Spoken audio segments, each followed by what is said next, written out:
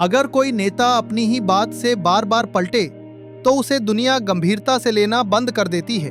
और यही वजह है कि आज अमेरिका में डोनाल्ड ट्रंप को एक नाम से चराया जाता है, ताको।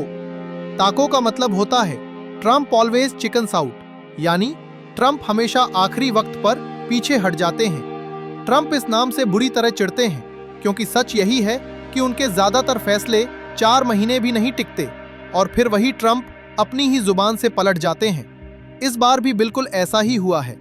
दुनिया में इस समय सबसे ज्यादा चर्चित मुद्दा है ग्रीनलैंड, और इसी मुद्दे पर ट्रंप कल देर रात पूरी दुनिया के सामने पलट गए। पिछले 1 महीने से ट्रंप लगातार यूरोप को गालियां दे रहे थे, खुलेआम कह रहे थे कि हम सेना भेजेंगे और ग्रीनलैंड पर कब्जा कर लेंगे। यहां तक कि ऑफिशियली अपनी सेना के कमांडरों को आदेश दे दिया गया था कि प्लानिंग बनाओ, ग्रीनलैंड को मिलिट्री ताकत से कैसे कब्जाया जाए और अगर कल को यूरोप से जंग हुई तो उनसे कैसे निपटना है।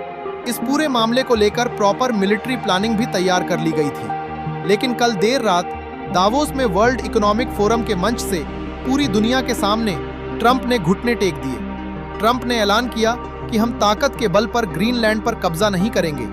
हालांकि उन्होंने ये बात अब भी दोहराई कि ग्रीनलैंड को अमेरिका में मिलाना उनका सपना है, लेकिन अब इसके लिए डिप्लोमेटिक रास्ता अपनाया जाएगा। ट्रंप का कहना है कि डेनमार्क के साथ एक डील करने की कोशिश होगी और नाटो के चीफ मार्क रूटे को इस पूरी प्रक्रिया में मीडिएटर बनाया गया है, जो अमेरिका और डेनमार्क के बीच नेगोशिएशन कराएंगे। लेकिन सेना का इस्तेमाल ग्रीनलैंड को कब्जाने के लिए नहीं किया जाएगा। यानी साफ है, ट्रंप एक बार फिर अपनी बात से पलट गए।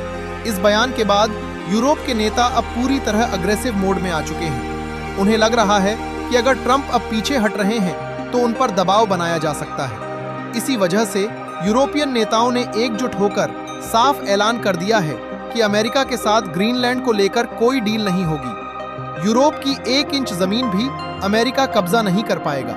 और ट्रंप जो ये कह रहे हैं कि नाटो चीफ के जरिए डील हो रही है, यूरोप इसे खुला झूठ बता रहा है। डेनमार्क ग्रीनलैंड को देने को लेकर कोई नेगोशिएशन नहीं कर रहा।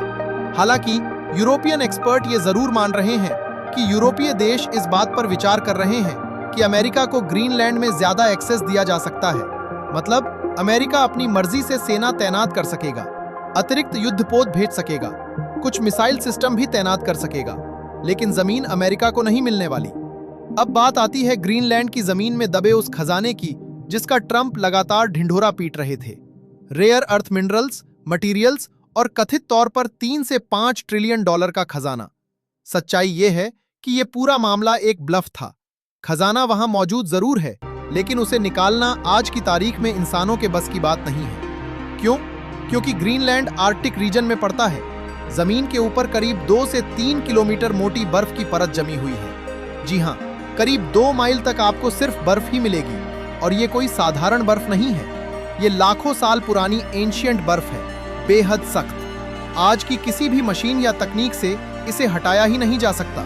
और मान लीजिए अगर अमेरिका ऐसी तकनीक बना भी ले कि इस बर्फ को हटा या पिघला दे, तो नतीजा और भी खतरनाक होगा। इतनी बर्फ पिघलने पर समुद्र का स्तर इतना ऊपर उठ जाएगा कि दुनिया के कई बड़े शहर डूब जाएंगे, और सबसे पहले डूबेगा अमेरिका का न्यूयॉर्क। यानी ये खजाना एक दिखावा था, एक बहाना था जिससे ट्रंप ने अमेरिकी जनता को लालच दिया। मकसद सिर्फ इतना था कि लोग उनका सपोर्ट करें।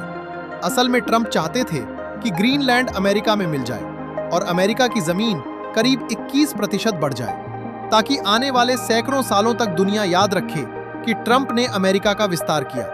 अब सवाल यह है कि ट्रंप अचानक पलटे क्यों? यूरोपियन देशों ने एकजुट होकर अमेरिका को चेतावनी दी थी कि अगर ग्रीनलैंड पर कब्जे की कोशिश की गई तो यूरोप अमेरिका पर इकोनॉमिक बाजूका चला देगा। अमेरिकी इकोनॉमी को कोलैप्स तक पहुंचा दिया जाएगा। यूरोप अमेरिकी इकोनॉमी के अंदर कितनी ताकत रखता है, यह समझना बेहद जरूरी है।